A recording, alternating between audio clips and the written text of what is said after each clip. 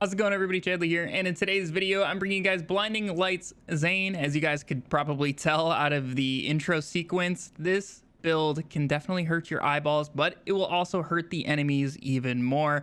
The clear speeds with this build are insane. As you guys saw in the beginning, I did a Valkyrie skip, which is not really the easiest to do. The route makes it probably the easiest out of any of the builds out there. All you got to do is shoot as you're falling down through the elevator, and you can just completely skip the Valkyrie phase of the maliwan takedown. Otherwise, this build is fairly easy to put together. You really only need a couple pieces of gear, and it's super easy to use. Literally just aim down sight, shoot, and then just keep running. It's that simple to play. Before we jump into the video, just want to say I'll be live at the time of posting this video, so if you guys want to come by Twitch, come hang out. Hopefully I'll see you guys over there. Also, consider hitting that subscribe button for more Borderlands 3 builds and videos. But otherwise, let's go ahead and jump right into this build. We're going to be starting off with our gear, and obviously we're going to be using the complex route. So you guys are just going to want to get a version with cryo damage on it, and then the anointment I like to use is Sentinel Cryo. I've tried a bunch of the different cryo damages.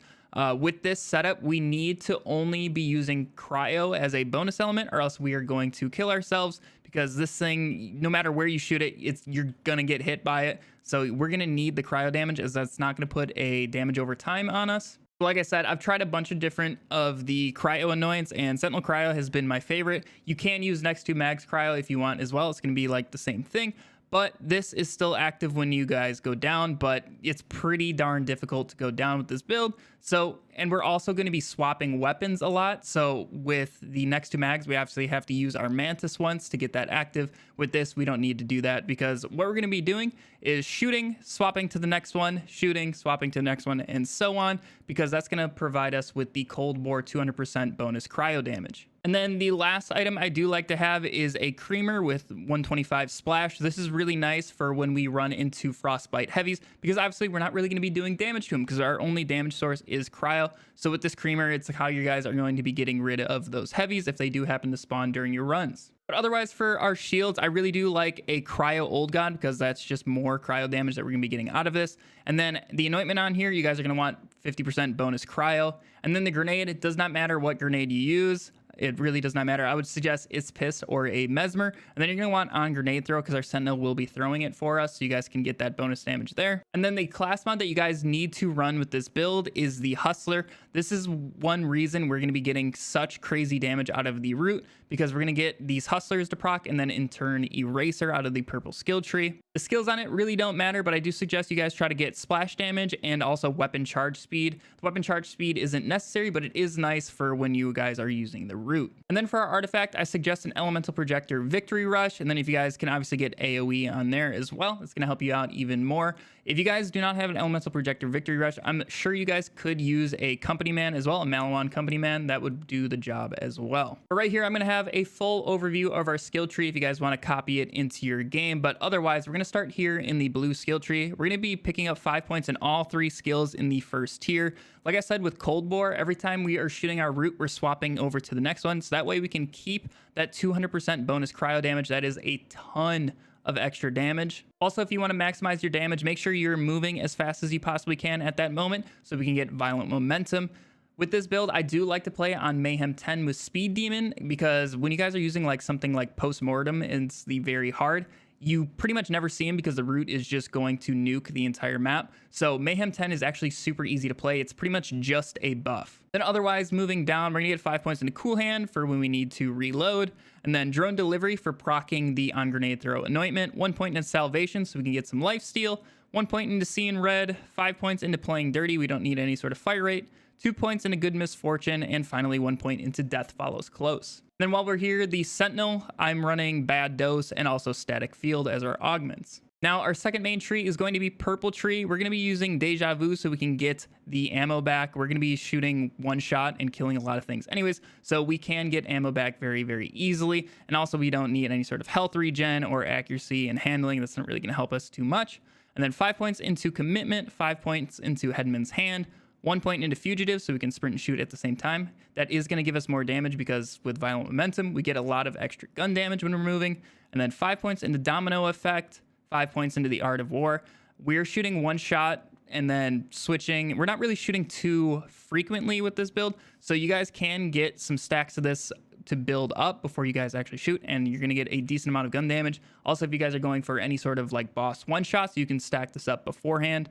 But then the main skill in here that we're going to need is 3 points into Eraser. That's one of the reasons this build is so crazy. The Root and Eraser and Hustler is just a disgusting spaghetti combo that makes no sense, and it just destroys everything. It's the huge part of this build.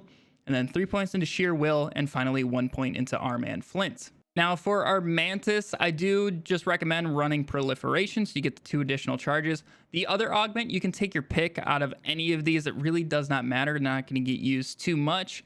You can use No Way Out to deal more damage, but there is going to be a longer cooldown, so it's going to be a little bit harder to keep your Sentinel up and also keep stacking up the Art of War, but it's completely up to you what first augment you pick. And then the final skill tree that we're going to be looking into is the red skill tree here. Now, I just like to get the extra mag size, and then 2 points in a borrowed time is really all you need to keep Sentinel up pretty much the entire time.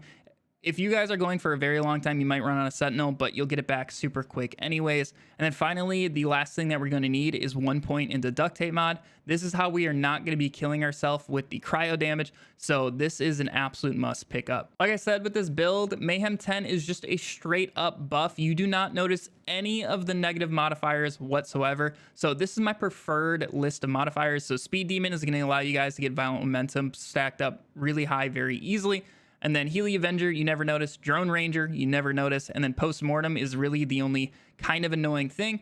But like I said, with the Root, you're going to be nuking everything anyways, and you're almost never going to see these Postmortem skulls ever spawn. For those of you interested in the cosmetics, we're going to be trying to look like the Weeknd here. So we're just using the traditional Zane body. And then for the head, we're using Devilish Rogue. And for the skin, if it lets me click on it, we're using Hear Me Roar. And then since the game kind of bugged out there, I had to reset the colors, but this is what I'm using. It's just all black, and then with the primary as the red, and we get that nice deep red. But otherwise, for this build, to play it, like I said, it's super easy. Just make sure your Sentinel's out, and then just shoot, swap weapons, and just keep running. You're going to nuke everything anyways. Just shoot at whatever you need to, and it really does not matter. There is no any sort of skill involved with this build. If you guys just want to have the easiest time imaginable and the quickest time imaginable, this is going to be the build for you.